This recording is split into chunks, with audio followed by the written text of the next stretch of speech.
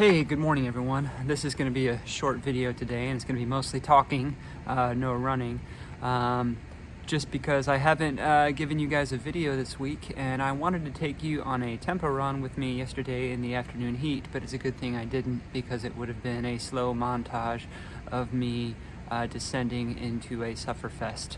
Yeah, that was in order to get heat acclimated for Ultimate Runner, which is really kind of the reason for this post here. Before I go on, don't forget to LSD, like, subscribe, and ding the bell for notifications. So Ultimate Runner, yeah, it's one of my favorite events, even though it seems kind of out of place for someone who generally does marathons. It's in Winston-Salem, which is about an hour plus away, and it's mostly track meet with 5 events. The 1 mile, and that's a full mile, not a 1600. So it's 1 mile, 400, 800, 100 meter, and then a cross-country 5K in that order. Now you can't, it's not like a regular track meet where you can just do some of the events and, you know, scratch others. You have to do all 5 events, otherwise they burn your participant shirt, and then they will scatter the ashes of that burned shirt at the start line for the next year's event. So it's pretty fun, and the after party's pretty fun. Anyway, a lot of my training for the last couple months has been in preparation for that. So we'll go over, you know, kind of what I think about each of those 5 events in order. And I kind of have a superlative for each of those events. So starting off with the mile. The mile, I think, is the most intimidating, always has been. For me, it's also kind of the most vaunted, I think. Everyone uses a mile time to seed themselves, and I am kind of at the bottom of heat number 2 with my seed time. Everyone in the first heat gave us sub 5 seed time, so there's a lot of fast people showing up. But yeah, the mile it's a whole lot of pain at a cellular level, and it's for 5+ minutes. For me, it's 5+ minutes. For some people, it's less than 5. Others, it might be more than 6. You know, but the mile is just intimidating. I think once you get around that second lap and know that you're only halfway done and you're already flooded with lactic acid, and just the third lap is agony. The fourth lap is agony too, but at least you know you're almost done. That's usually the one I'm most scared of. So I'm kind of glad it's first. You get done with it. I think racing with a pack in the mile is fun though, especially in the last lap. I can sometimes reel some people in because people die on that third lap. I'm one of them, but I can maybe find another gear. Then there's the 400, which I think is the most dangerous event, because we're not starting on blocks or anything and keeping to lanes. It's a waterfall start all at once, 12 people on the track running a 400, and yeah, it hurts, but it's only going to hurt for a minute, maybe a minute plus. And that one's more about positioning.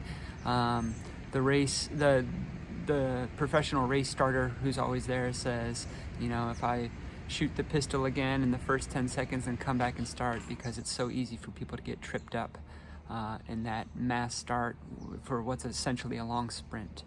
And then there's the 800, which the superlative for that one is most painful.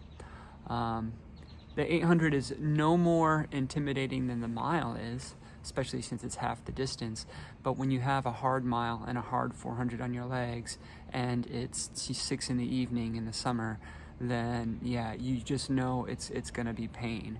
So again, like people go out hard for the first lap, and then they just try and survive that second lap. So it's the most painful.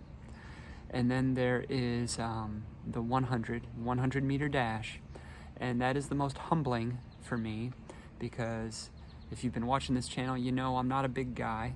I'm 140 pounds, 5'7", and I'm 42 years old, so there's just not a lot of fast twitch muscle fiber there. And all of the events are weighted the same, so when I get crushed in the 100 meter, then it actually bumps me down quite a few places in the overall standings. And then there's not a lot of time to rest after that before the 5K, which is a mass start. It's not 12 heats like the rest of the events, or 24 heats like the 100. It is 1 heat everyone's all starting together. Starts with 600 meters on the track. Then there's about 75% of the course which is unpaved. You know, it's 2 laps of this, you know, kind of dirt and gravel course with some sharp turns. There's even some sand there, and then you finish the last 500 on the track. My superlative for that one is the most fun. Even though it doesn't feel fun going into it, it's like, you know what, I'm getting back into my thing. It's like a triathlete who's still a runner at heart. By the time she gets into that T2 and gets out on the run, she's in her home turf, as it were, for event. And I'm a distance guy, so even after pouring my heart out on those other 4 events, the 5K is where I can still kind of show people that I'm still around. And I generally do pretty well at that. The past couple years I've been like 6th or 7th overall in the 5K, maybe 8th, but certainly in the top 10, whereas in the mile I might be 12th or 15th.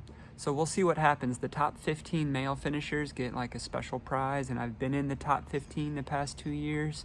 I was the 15th last year, but this year is a deeper field, so you know, I might just get a finisher award, and I'm fine with that because the event is totally fun.